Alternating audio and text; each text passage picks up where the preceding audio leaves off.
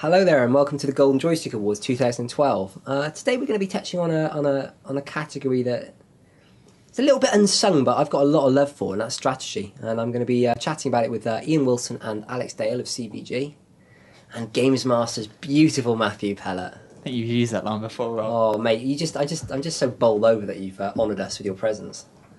So, I got a lot of love for this genre. I know it's one that's kind of, people might argue that it's dying off a bit.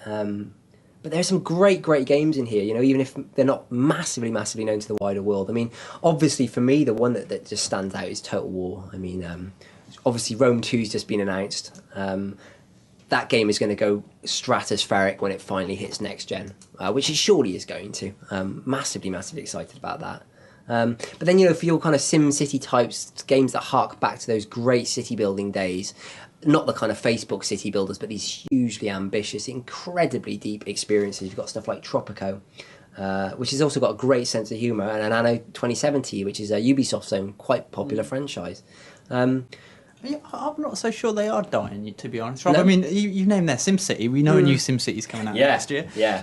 Well, there would be no competition if SimCity had as been on you that say, list. Total War Rome 2's coming out That's as well, true. and Company of Heroes 2 as well. That's it's like true. sequel to one of the best that's RTS true. games of all time. This so is true. I don't know. It's a bright future. I wouldn't be too down on it. One I'd like Civilization 5.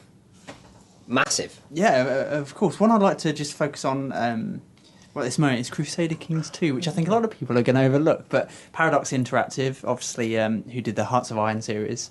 I like the Hearts of Iron series, eh? Very tough, very detailed I World War loved it. II. It's definitely up with one of my favourite World War II games. Crusader Kings comes out.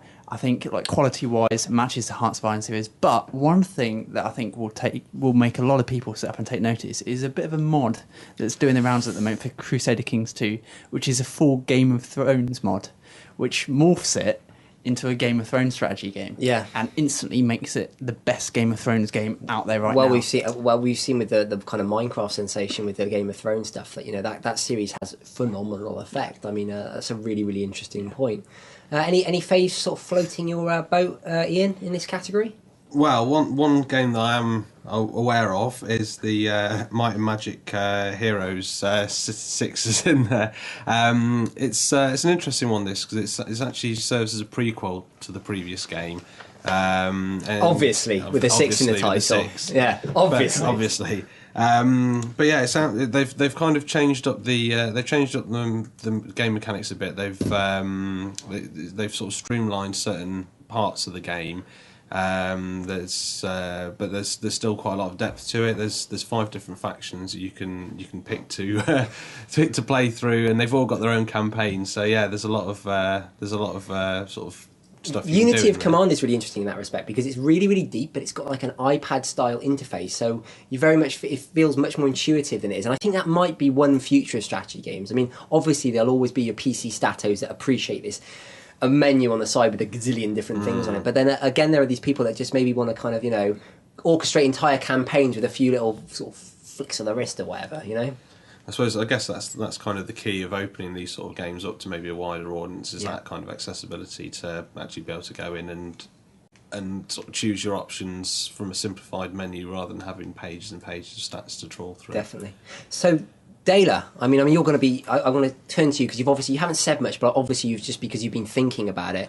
Which one do you think is going to kind of grab the title of this category? I'm hopeful it's going to be Anno 2070, which, as the name suggests, it sees the long-running series finally jumps for future, and it's been a really interesting leap for the series because it now sees it take place in this sort of bizarre water world type setup where you're harvesting off the ocean floor, and it's got a big sort of push. So it's got a large concentration on the ecology. It's quite. It's an interesting take, isn't it? It's not one for the newer fan, I don't think, because you're sort of micromanaging the skill trees of 3 different factions as you get into it, but it's actually like for seasoned fans of the genre, it's genre experts like yourself.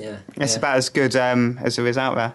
Ian, What's your particular? What do you think is going What's to going to take it? bring home the bacon Well, in this category? I'm going to go with Civilization. I think that's because it's such Strong a fan base, isn't it? strong fan base. It's a long-established series, and there's so much stuff you can do in it now. I think that's going to bring home the bacon. You're going to pinch a towel from Creative Assembly have their pieces all in order. They know exactly when to pounce. I think Shogun 2 will be the fan choice. I didn't have time to talk about Shogun, but I'm sure people are going to vote for it anyway.